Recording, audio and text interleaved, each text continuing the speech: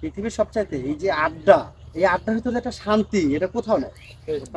হ্যাঁ, সবকিছু অনেক সময়। আসসালামু আলাইকুম। ওয়ালাইকুম আসসালাম। ভাইজান কেমন আছেন সবাই? আলহামদুলিল্লাহ। ভালো আছেন না?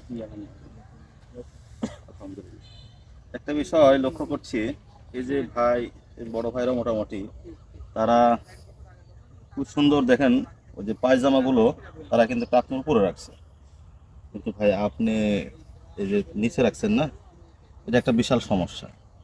কি সমস্যা?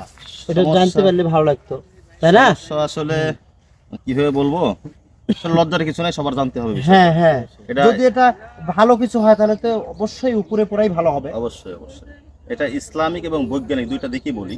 হ্যাঁ, আর আজকের ভিডিওটা কিন্তু শুধুমাত্র মুসলিমের জন্য না, পৃথিবীর সকল পুরুষের জন্য জানার বিষয়। জানার সেটা বিষয়। হলো যে রাসূল আকরাম সাল্লাল্লাহু আলাইহি সাল্লাম বলেন, মা আসফালা মিনাল কাবাইন মিনাল ইজারি ফিন্নার। পুরুষের টাকনুর নিচের যে অংশ পায়জামা অথবা লুঙ্গি দ্বারা ঢাকা থাকবে, সেই জায়গাটুকু জাহান্নামে যাবে।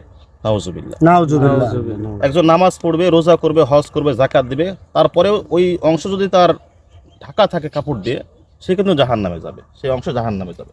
এটা ইসলামের দিক। তাহলে হুজুর আগে আমি এটা ইয়া করে জি, দিই। এটা তাড়াতাড়ি এটা উঠান আগে ভাই। একটু ইয়া।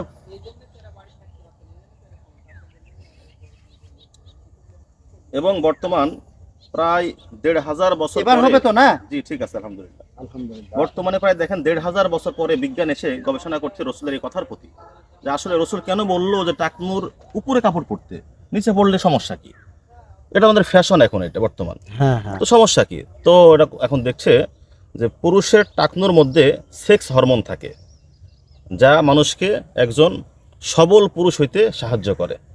মানে এই জায়গাতে একটু বাতাস খাওয়াতে হবে। জি এই জায়গাতে, বাতাস লাগাতে হবে জায়গাতে। জি এই জায়গা যখন খোলা থাকবে, টাকনুর উপরে কাপড় থাকবে, তখন হাওয়া বাতাস লাগবে, হাওয়া বাতাস তখন লাগবে। সে সবল শক্তিশালী পুরুষ হবে। অতএব দিকে লক্ষ্য রাখবে এই কথা, যে যেন অবশ্যই আমরা টাকনুর উপরে কাপড় পরি। ঠিক আছে ইনশাআল্লাহ। ইনশাআল্লাহ আমরা সবাই টাকনুর উপরে কাপড় পরে।